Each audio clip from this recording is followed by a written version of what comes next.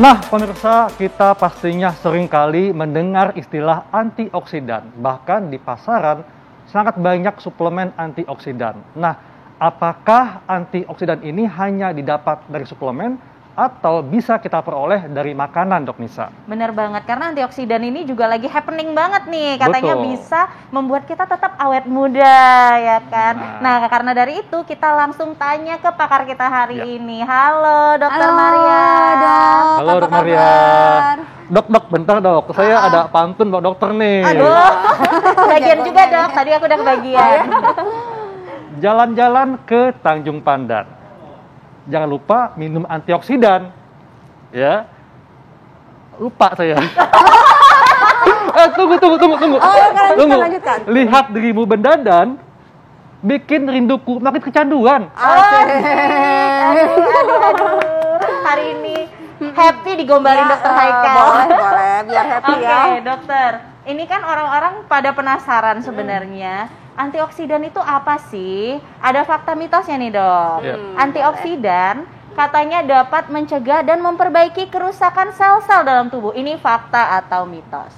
Pastinya ini fakta Fakta. dong. Oke, Iya, bagaimana jadi, itu, Dok? jadi gini nih, kita harus tahu dulu mengenai antioksidan. Kenapa namanya antioksidan? Berarti kan ada sesuatu yang dilawan. Berarti bersifat prooksidan gitu ya. Dari mana sumbernya? Kita bernapas, kita tidur, kita beraktivitas, itu tubuh kita terus-menerus akan menghasilkan yang namanya radikal bebas.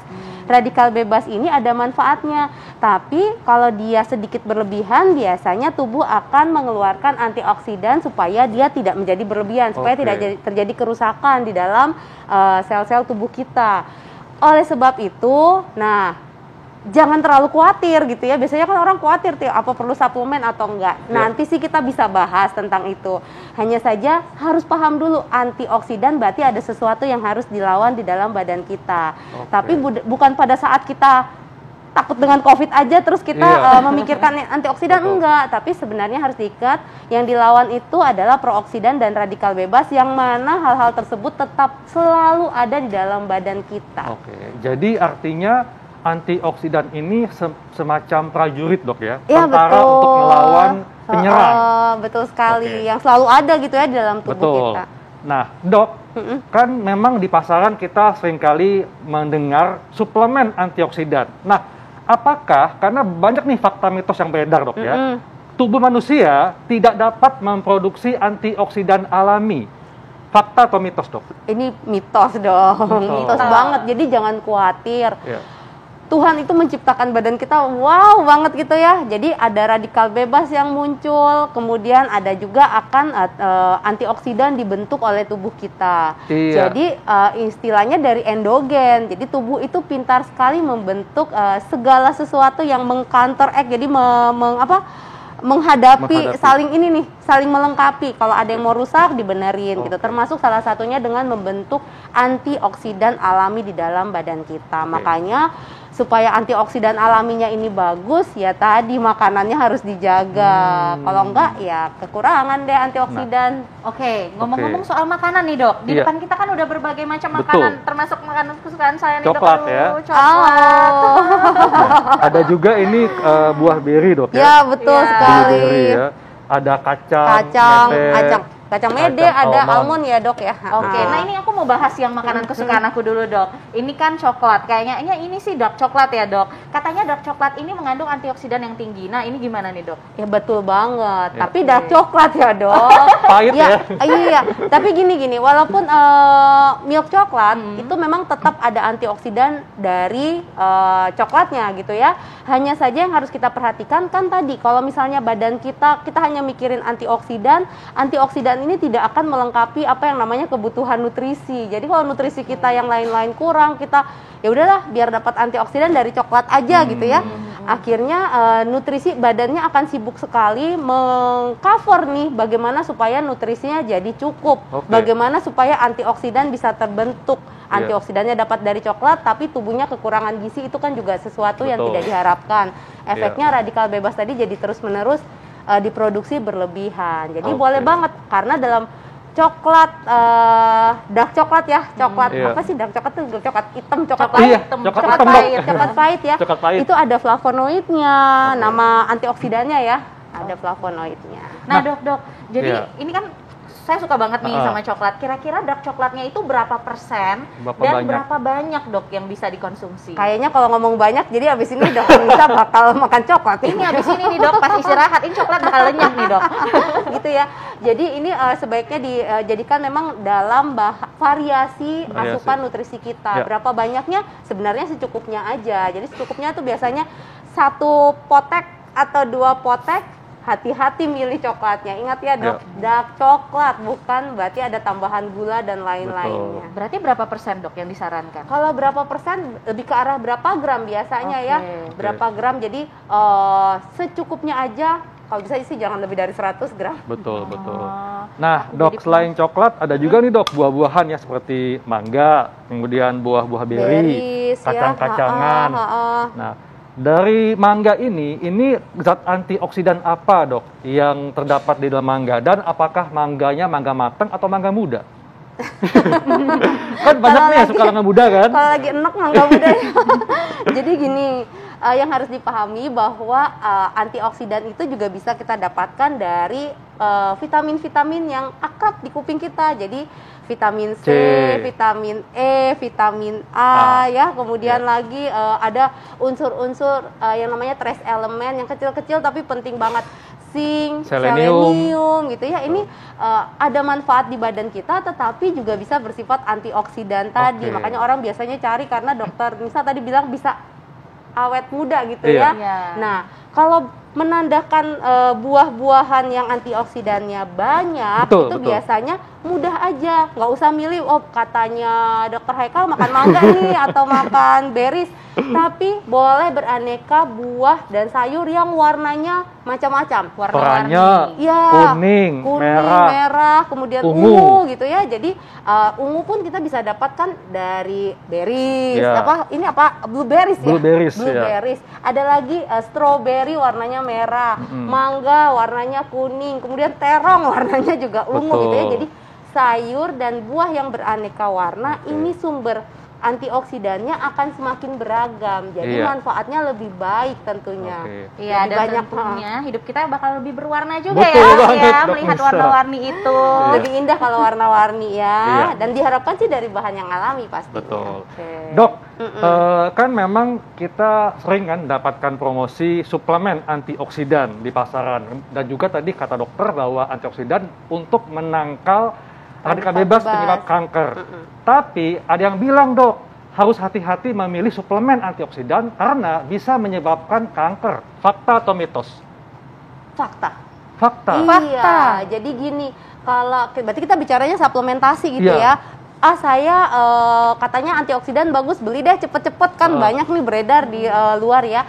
Jadi faktanya sebaiknya kalau pada saat kita ingin membeli antioksidan, baik ini yang labelnya mengandung antioksidan atau mungkin vitamin C, vitamin E, vitamin A gitu ya, antioksidan kuat, beta karoten. Ada baiknya memang tanyakan dulu ke dokter karena seberapa banyak, kemudian berapa lama dosisnya ya, tadi hubungannya berapa banyak, berapa lama dosisnya, kemudian frekuensinya sehari berapa kali minumnya, karena memang ada orang-orang tertentu yang terbukti defisiensi nutrisi tersebut atau butuh antioksidan kuat, jadi harus sekian periode mengonsumsi suplementasi. Tapi kalau kita sembarangan di saat badan kita sebenarnya nggak apa-apa, ternyata beberapa penelitian menunjukkan bahwa tadi ada potensi toksik. Jadi kalau dari suplementasi pastinya, tapi kalau dari makanan ini lebih aman. Jadi banyak ahli penelitian juga menunjukkan sebaiknya memang konsumsi antioksidan alami yang berasal dari makanan tadi. Nah, Dok, sederhana ya, Dok ya. Sederhananya misalnya kalau orang sehat ya, tidak menderita sakit, kemudian mengkonsumsi suplemen vitamin C. Nah, berapa miligram yang sebaiknya aman untuk dikonsumsi setiap hari? Nah, sebenarnya kalau mengikuti angka kecukupan gizi itu di bawah 100, sekitar 70 sampai 90 tergantung jenis kelamin. Tapi kita harus lihat lagi nih, kita hidup di area yang stresnya tinggi, kemudian polusi udara.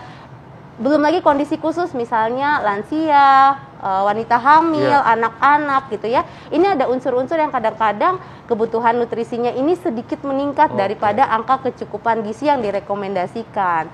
Tapi apakah kemudian harus suplemen? Nah, itu juga harus hati-hati karena kalau badan kita misalnya vitamin C paling gampang ya, Dok. Iya, betul. Vitamin C hanya dibutuhkan saat ini sekitar 190 lah gitu ya. Kemudian naik sedikit jadi 120. Kemudian kita paksa kita mengonsumsi 1000 gitu ya, 500, 1000.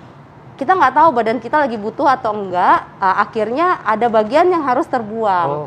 Nah, terbuang ini kalau terlalu berlebihan bisa menjadi terbalik menjadi prooksidan, bisa juga kemudian akhirnya dibuang terus-menerus, otomatis ini akan mengganggu kerja organ tertentu. Jadi bisa membebani ginjal juga, ya, Dok, termasuk. Jadi apakah perlu atau tidak perlu belum tahu, tanyakan ke dokter Anda masing-masing. Oke, baik. Nah, Dok, ini ada fakta mitos berikutnya yang bikin semua orang juga penasaran.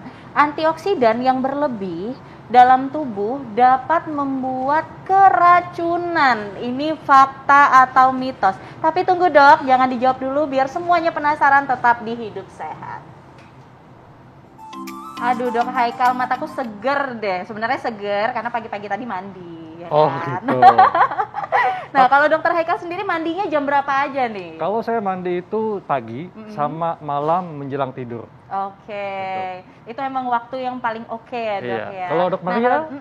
Saya mandi saat terasa kotor. Oh gitu. Ini dipertanyakan nih berapa kali nih. Dan efisien. Ya kan habis olahraga gitu ya, habis gitu. dari luar masuk rumah. Oke. Nah, mumpung nih masih ada Dok Maria, kita harus tahu ya. Jadi ternyata antioksidan itu tidak hanya bersumber dari makanan. Ada juga dari minuman. Dan kita akan lihat minuman-minuman antioksidan ala Hidup Sehat.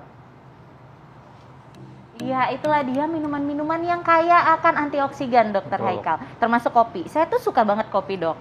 Tapi yang saya suka itu kopi manis dan itu kopi pahit ya. Padahal kalau kopi pahit ya itu tidak sepahit hidup loh. Oh iya sih, ya udah nggak apa-apa deh minum kopi pahit atas hidupnya manis. Gitu ya. Apalagi udah manis. Waduh, nah tapi Dok, ini masih ada pertanyaan yang belum dijawab nih. Antioksidan yang berlebihan katanya dalam tubuh dapat membuat keracunan. Ini fakta atau mitos?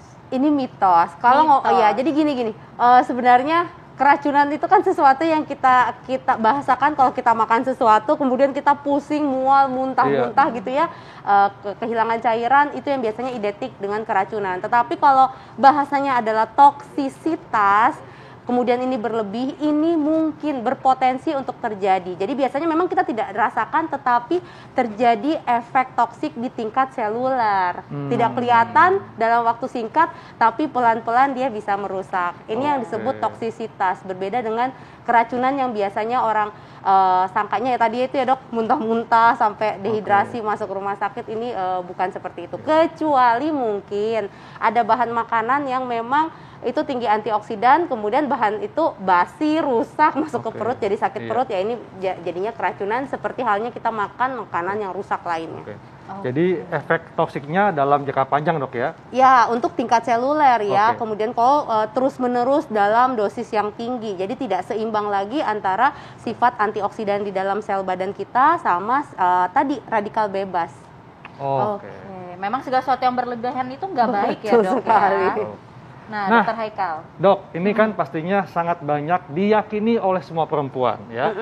Kalau antioksidan itu dapat menghambat penuaan dini. Makanya ada fakta mitos Dok ya. Antioksidan dapat menangkal radikal bebas penyebab penuaan dini. Fakta atau mitos? Oh, fakta banget. Langsung fakta, kalau menghadap begitu langsung menghadapnya ke Dokter Haikal gitu ya. Jadi betul, fakta banget. Jadi begini, proses aging itu kita nggak bisa sangkal, tetapi paling nggak kita bisa sedikit meredam ya Dok, kendalikan. Kita perlambat ya. Perlambat gitu ya. Biasanya cewek-cewek takutnya kerut-kerut. Padahal proses aging yang biasanya kita takutkan secara medis adalah proses yang di dalam tubuh ya gitu. Jadi jantung gitu ya, karena diabetes ya, betul. Jadi yang tampaknya biasanya memang kerut-kerut. kerut gitu. Nah, antioksidan ini memang bagus sekali untuk meredam tadi, memperlambat supaya tidak timbul berlebihan. Tetapi yang diharapkan ternyata tetap berasal dari bahan-bahan makanan yang alami, karena antioksidan kan ada vitamin E, bisa dari kacang-kacangan. Tapi pilih kacangnya jangan kacang yang ngumpet di dalam coklat yang manis, nanti bonusnya adalah gula. Efeknya kemana-mana lagi kalau ketambahan gula. Kemudian vitamin C dari buah-buahan yang berwarnanya cerah, kuning cerah atau orange gitu ya. Jadi lebih diharapkan kita menjaga status nutrisi badan kita, kemudian kita lengkapkan dengan bahan-bahan yang antioksidannya kuat. Jadinya tadi pelan-pelan kalau ini terbentuk, tentunya penuaan dini kita bisa cegah. Termasuk penuaan yang tidak hanya pada kulit, tapi penuaan di seluruh tubuh kita. Organ kita, betul sekali. Nah, Dok, tadi kan dokter udah ngomong nih soal kacang-kacangan. Tapi kan kacang-kacangan itu banyak banget kan jenisnya, Dok. Kira-kira kacang-kacangan apa dan proses seperti apa yang baik dikonsumsi untuk meningkatkan antioksidan ini kan kita, ada Dok? almond, Ya, ada mete. almond. Ya, ini contohnya almond dan mete, tapi banyak sekali kacang-kacangan, kemudian juga biji-bijian gitu ya. Ini kan sumber vitamin E yang baik, kemudian juga ada sedikit mengandung kadang-kadang trace elemen, entah itu selenium, entah itu zinc gitu ya, yang fungsinya banyak tetapi juga ada efek antioksidannya. Jadi apakah hanya harus kacang yang tertera di layar seperti ini? Enggak, tentunya bisa kacang tanah, kacang Bogor gitu ya, kacang yang mungkin sifatnya lokal. Intinya proses pengolahannya jangan terlalu berlebihan supaya dia tidak rusak. Kemudian juga jangan digoreng, karena kalau digoreng otomatis lemak jenuh akan masuk. Lemak jenuh ini termasuk yang mudah merusak sel. Kalau mudah merusak sel, radikal bebasnya juga nanti makin banyak. Dan malah menambah kalori, Dok, ya. Iya, betul. Nah dalam bentuk seperti apa, Dok, bagusnya dan seberapa banyak nih kalau kita makan kacang-kacangan seperti ini? Nah, kacang-kacangan kan salah satu sumber protein dan serat. Jadi kalau seberapa banyak, biasanya untuk gampangnya kita kalau makan itu 1/4 piring kita berasal dari sumber kacang-kacangan maupun bisa dari serat gitu ya. Jadi setengah piring, 1/4 paling enggak deh, setiap kali makan bisa berasal dari kacang-kacangan atau bisa diganti dari protein yang lain untuk mendapatkan variasi nutrisi yang dibutuhkan tubuh. Jadi ingat, antioksidan penting untuk mencegah, terakhir ya Dok, tadi penuaan yang paling banyak menarik perhatian, tetapi antioksidan bukan satu-satunya solusi untuk mencegah penuaan dini. Karena nutrisi yang baik itu lebih efektif pastinya. Iya, harus seimbang, Dok, ya. Iya, betul. Iya. Ya, Dok, ini ada juga yang terakhir, Dok, ya. Untuk usia di atas 40 tahun memerlukan antioksidan yang lebih tinggi. Fakta atau mitos, Dok? Oh, fakta. Jadi hati-hati, bukan hanya usia juga. Semakin tua betul kita butuh antioksidan gitu ya. Tetapi selain faktor usia ada faktor-faktor lain. Kita stres gitu ya. Kemudian beban pekerjaan. Nanti kalau dibilang beban pekerjaan jadi banyak, orang nggak mau kerja gitu ya. Bukan seperti itu, tetapi bagaimana cara manajemen stres, kemudian olahraga yang cukup aja gitu ya, tidak terlalu sedikit, tetapi juga tidak terlalu berlebihan, cocok untuk tubuh masing-masing aja. Kemudian istirahat yang cukup, mengendalikan kadar tensi dan lain-lain. Kondisi-kondisi seperti itu yang kadang-kadang menimbulkan kebutuhan antioksidannya jadi lebih meningkat, termasuk ibu hamil dan menyusui. Jadi yang mesti dipahami adalah antioksidan memang dibutuhkan tubuh, namun lebih baik kita mendapatkannya dari makanan, Dok, ya. Buah-buahan, sayuran, dan bahkan juga ada di daging, Dok, ya. Kopi dan teh juga termasuk juga tadi. Ya. Kalau di daging, Dok, kayak daging merah tanpa lemak atau tanpa ikan? lemak kita kan bisa dapat trace elemen ya, tetapi itu mungkin bukan sumber antioksidan yang baik. Tetap mengandung antioksidan, tetapi bukan sumber yang baik. Nah, Dok, ini yang terakhir nih, tipsnya supaya masyarakat mendapatkan manfaatnya, Dok, dan mengetahui cara mendapatkannya, sumbernya. Nah, gimana nih, Dok, tipsnya? Nah, buat Anda yang tertarik sekali dengan antioksidan, prinsip pertama, penuhi makanan yang gizi seimbangnya. Kemudian dari sini, pilih bahan-bahan makanan yang bervariasi, khusus untuk sayur dan buah, pilih jenisnya yang segar dan warna-warni. Semakin berwarna-warni, maka varian antioksidan yang akan Anda peroleh ini lebih banyak jenisnya. Tentunya bukan hanya dikonsumsi sehari 2 hari. Betul. Ini butuh terus-menerus continue, kalau bisa seumur hidup kita. Betul, Dok. Baik, Dok. Terima kasih untuk penjelasannya. Terima kasih, dokter. Dok. Oke.